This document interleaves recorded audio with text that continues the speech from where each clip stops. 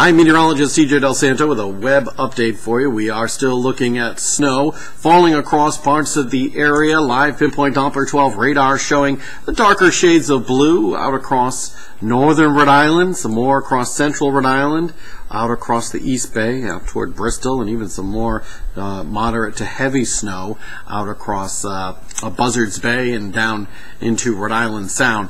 We're going to be seeing this for a few more hours before the snow temporarily shuts off. We do have blizzard warnings in effect. Let's take a look at them right now. You can see eastern Massachusetts, including Bristol County, Cape Cod, the islands, and also southern Rhode Island. We are under a blizzard warning now until Monday at 4 a.m.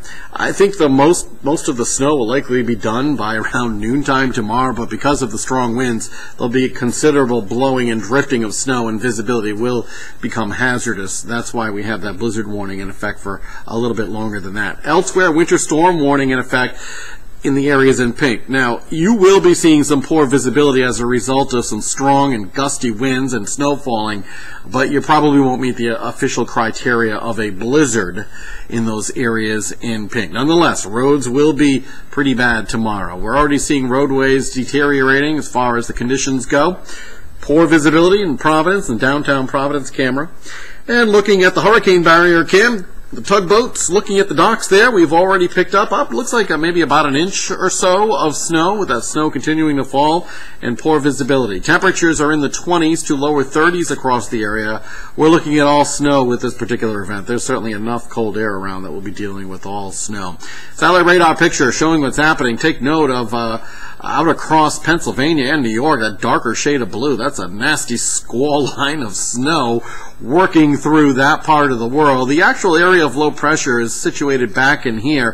What we're going to be seeing over the next several hours is a second area of low pressure develop off the coast of New Jersey. We're already seeing signs that that is trying to happen, and we're going to be seeing that low pressure center work its way on off to our south and then eventually off to our east during the daytime tomorrow, and undergoing a process called bombogenesis, rapid intensification of that area of low pressure, and that will lead to some very strong winds for us tomorrow. So for tonight, we'll see the wind strengthen after midnight. The snow will temporarily shut off, but then redevelop after midnight. Now here we are tomorrow. The snow will likely be mostly done by around noontime, and that area of low pressure will be still rapidly intensifying, leading to some very strong winds across southern New England. We'll track the wind gusts for you in just a second. The Futurecast shows that darker shade of blue across parts of southeastern New England at 6 o'clock this evening. Notice what happens, though.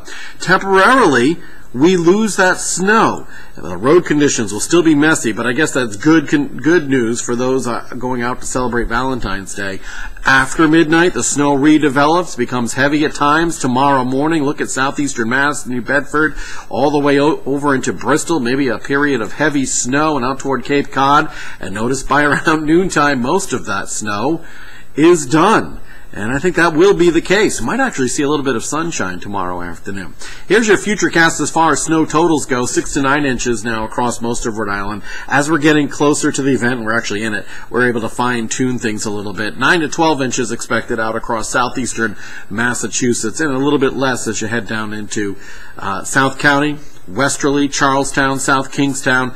Maybe about 3 to 6 inches of snow expected from this event. Let's track the wind gusts. Fairly light winds during the overnight, now taking you into 6 o'clock tomorrow morning. Notice already up to about 44 miles an hour down there in Newport, and taking you into the mid-morning, maybe a gust to 63 miles an hour in Newport. The Vineyard 61, take a look at late morning. Out there in Nantucket, already gusting close to hurricane force. Ditto for Provincetown and Hyannis. Even in Rhode Island, could be seeing some wind gusts 60 to 65 miles an hour briefly. Tomorrow afternoon, the winds will begin to lighten up a little bit as that center of low pressure begins to pull away, but still expecting some very strong winds throughout the entire day, and that will lead to blizzard conditions. So, in a nutshell, snow this evening stops after about 8, 9 o'clock or so, but the roads will be messy messy through the evening and overnight. Snow begins to pick back up after midnight, and that strong wind will develop after 3 a.m., and that's when we'll begin to see those blizzard conditions really develop across most of southern New England, but especially southern Rhode Island and eastern Massachusetts. And as I mentioned, the snow may stop, but the blowing and drifting of the snow will create some poor driving conditions through the daytime tomorrow. Poor driving conditions this evening with snow falling. Temperatures will be in the 20s. 7-day Futurecast. Here's what we're looking at for tomorrow. Snow through the morning and some strong winds and temperatures dropping down to about 12 degrees by 5 p.m. And then on Monday, the winds will be lightening up. A very cold morning, lows below zero, only topping out around 14 degrees. Another potential storm will take aim at the northeast. The exact track, a little difficult to determine right now, but another potential significant snowfall is possible. We'll be watching that very closely as we head through the next several days. And it looks like we'll be sunny but cold as we head into the latter part of next week. Now, coming up on Eyewitness News beginning at 6 p.m., we'll have some new information into the forecast center. We'll see how the rest of the storm will pan out. We'll take another look at that 7-day Futurecast for you coming up on Eyewitness News at 6 p.m.